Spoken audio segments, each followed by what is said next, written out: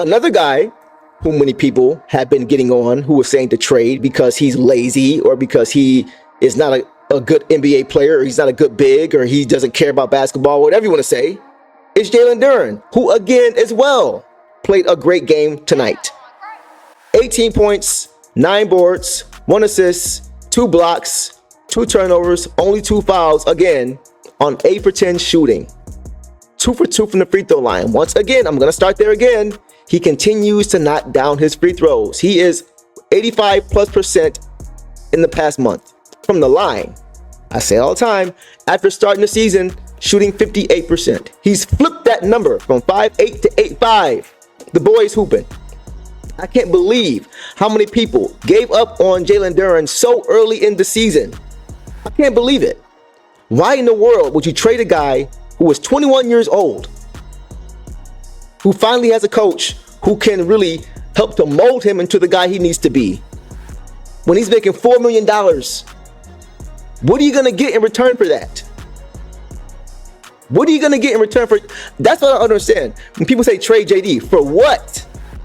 For what? What are you going to get? What are you going to get? And why is there such a rush? Are we contending? Are we one piece away from getting to the finals? No. Every young guy on this team has holes in their game they need to improve on.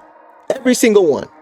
Outside of Cade, every player has things they need to work on. So why are we singling out JD? Why are we doing that? I don't understand.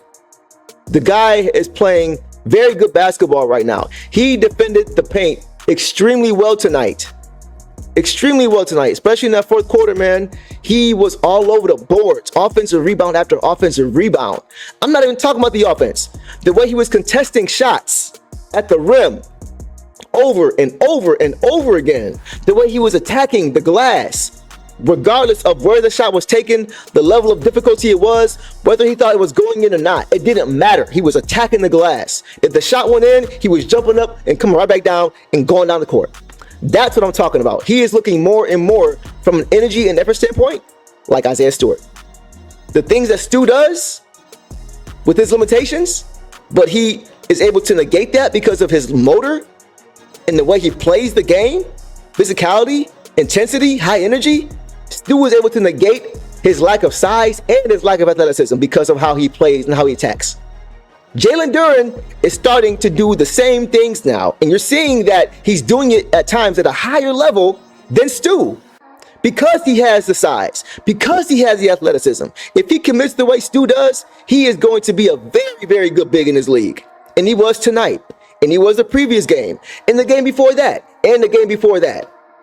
Why in the world are we talking about trading this guy? I don't understand it. This is why we are not GMs. This is why. This is exactly why we're not GMs.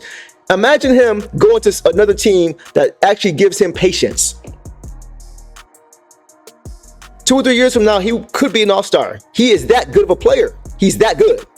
He's literally that good. He's that talented of a player. So anybody who's saying trade JD or I want to see him focused on the defensive end of the floor, you're getting it. You're getting it right now. He is committed to that end of the floor. He is a force in that painted area. When he commits, he cannot be stopped. He can't. Unless he's playing somebody like Wemby or a big body guy like Jokic, he cannot be stopped in that painted area. And he's continued to show it over and over again. And now he realizes it. JB Bickerstaff said pregame that he is committing to that end of the floor first. Defense first.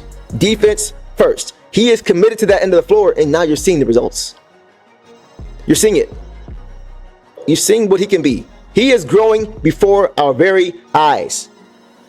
And he is committed to the defensive end 100%. He understands exactly what he's supposed to be doing, and he's doing it. He's setting great screens early in the season, right? He was setting bad screens. He wasn't setting proper screens. A lot of times, he was getting called for offensive fouls. How many did he get tonight? 0.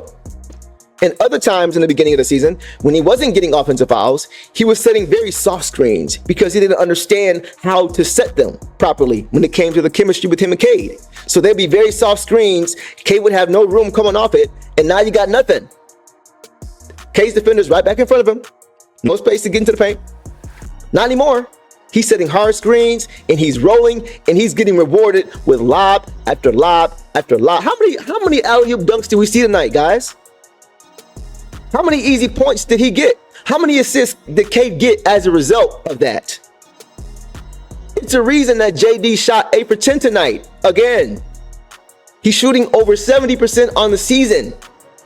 80% tonight. Knocking down his free throws. Playing great defense. 2 fouls. What more do you want from this dude? He's 21. He's 21. Imagine him and Cade 3 years from now. Think about it. Why would you trade him? For what? What are you going to get in return? If you traded him early in the season when he wasn't playing well, what in the world are you going to get in return? A second-round pick? His value was low. That makes absolutely no sense to trade a guy when their value is low and they're a baby in his league. Y'all gotta think, man. Not all of you, but some of y'all gotta really think about this, man, because you're not making any sense at all with what you're talking about. A lot of it is just impatience. You want us to be a championship team right now. It doesn't work that way. When you have a young team, you can't rush the process.